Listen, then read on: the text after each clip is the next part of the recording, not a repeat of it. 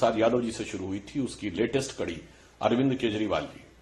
जो कि भारत के इतिहास के इकलौते मुख्यमंत्री हैं जिन्होंने जेल जाने के बाद भी इस्तीफा नहीं दिया है। यद्यपि न्यायालय ने उन्हें केवल विशेष शर्तों के साथ केवल चुनाव प्रचार तक के लिए छोड़ा था, जिसमें यह भी था कि वो अपने केस पर टिप्पणी नहीं करेंगे, मगर इसके बावजूद वो अपने केस के बारे में जो निरर्थक, अनर्गल और भ्रामक प्रचार कर रहे हैं,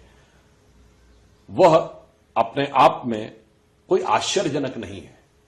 एक बात बहुत स्पष्ट हो जाती है, यदि कोई व्यक्ति जो IRS ऑफिसर और IIT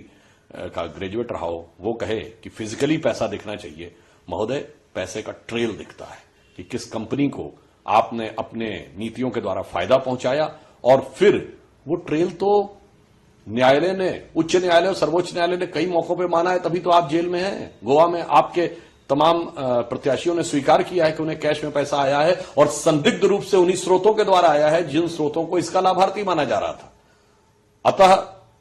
ये कह सकते हैं कि जिस प्रकार का प्रचार वो कर रहे हैं, इसके लिए हिंदी में जो कहावत है, चोर मचाए शोर या उल्टा चोर कोतवाल को डांटे, वह सही लागू होती है। और टेक्निकल आधार पर कोर्ट ने इस विषय को माना है। और हाल ही में अभी जो मनीष सिसोदिया जी का केस हुआ है, उसमें बहुत साफ साफ कोर्ट ने कहा है कि निर्णय लेने की प्रक्रिया कंप्रोमाइज थी, और जो लाभार्थी थे उनके द्वारा सुझाव दिए गए, सुझाव बगैर कानूनी प्रक्रिया पूरी किए हुए, यानी कैबिनेट के अप्रूवल के बावजूद बगैर अप्रूवल के इनकॉर्पोरेट किए गए। अब इसके बाद तो कुछ नहीं बचता है, परंतु एक मामले में यदि माननीय प्रधानमंत्री जी ने कहा है कि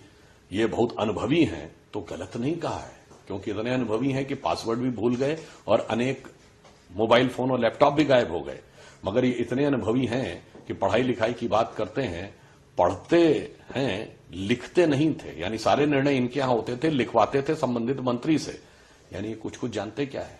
ये उस प्रकार के चोर हैं जैसे फिल्मों में प्लेबैक सिंगर होते हैं। आवाज तो उसकी होती है, लफ्ज भी गाने वाले के होते हैं, चेहरा सामने किसी और का होता है। तो इस शराब घोटाले के, भ्रष्टाचार केस के वो प्लेबैक सिंगर हैं, वो पीछे से सब कुछ तय कर रहे हैं। मगर उन्हें याद रखना चाहिए, चोर कितना भी सयाना क्यों ना हो, एक ना एक दिन उसे कानून के हाथ के नीचे आना ही होता है। प्रसाद यादव जी से शुरू हुई थी, उसकी लेटेस्ट कड़ी अरविंद केजरीवाल जी, जो कि भारत के इतिहास के इकलौते मुख्यमंत्री हैं जिन्होंने जेल जाने के बाद भी इस्तीफा नहीं दिया है। यद्यपि न्यायालय ने उन्हें केवल विशेष शर्तों के साथ केवल चुनाव प्रचार तक के लिए छोड़ा था, जिसमें यह भी था कि वो अपने केस पर टिप्पणी नहीं करेंगे, मगर इसके बावजूद वो अपने केस के बारे में जो निरर्थक, अनर्गल और भ्रामक प्रचार कर रहे हैं, वह अपने आप में कोई आश्चर्यजनक नहीं है। एक बात बहुत स्पष्ट हो जाती है, यदि कोई व्यक्ति जो IRS ऑफिसर और IIT का ग्रेजुएट रहा हो, वो कहे कि फिजिकली पैसा दिखना चाहिए, महोदय पैसे का ट्रेल दिखता है कि किस कंपनी को आपने अपने नीतियों के द्वारा फायदा पहुंचाया, और फिर वो ट्रेल तो न्यायालय ने, उच्च न्यायालय और सर्वोच्च न्यायालय ने कई मौकों पे माना है, तभी तो आप जेल में हैं। गोवा में आपके तमाम प्रत्याशियों ने स्वीकार किया है कि उन्हें कैश में पैसा आया है, और संदिग्ध रूप से उन्हीं स्रोतों के द्वारा आया है जिन स्रोतों को इसका लाभार्थी माना जा रहा था। अतः ये कह सकते हैं कि जिस प्रकार का प्रचार वो कर रहे हैं, इसके लिए हिंदी में जो कहावत है, चोर मचाए शोर या उल्टा चोर कोतवाल को डांटे, वह सही लागू होती है। और टेक्निकल आधार पर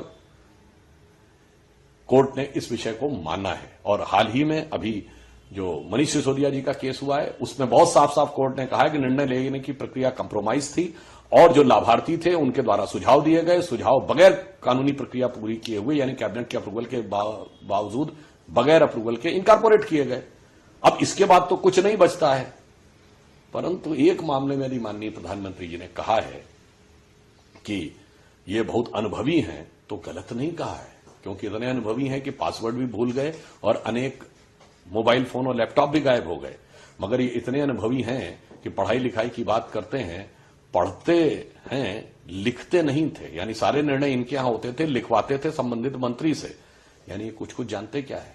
ये उस प्रकार के चोर हैं जैसे फिल्मों में प्लेबैक सिंगर होते हैं। आवाज तो उसकी होती है, लफ्ज भी गाने वाले के होते हैं, चेहरा सामने किसी और का होता है। तो इस शराब घोटाले के, भ्रष्टाचार केस के वो प्लेबैक सिंगर हैं, वो पीछे से सब कुछ तय कर रहे हैं। मगर उन्हें याद रखना चाहिए, चोर कितना भी सयाना क्यों ना हो, एक ना एक दिन उसे कानून के हाथ के नीचे आना ही होता है।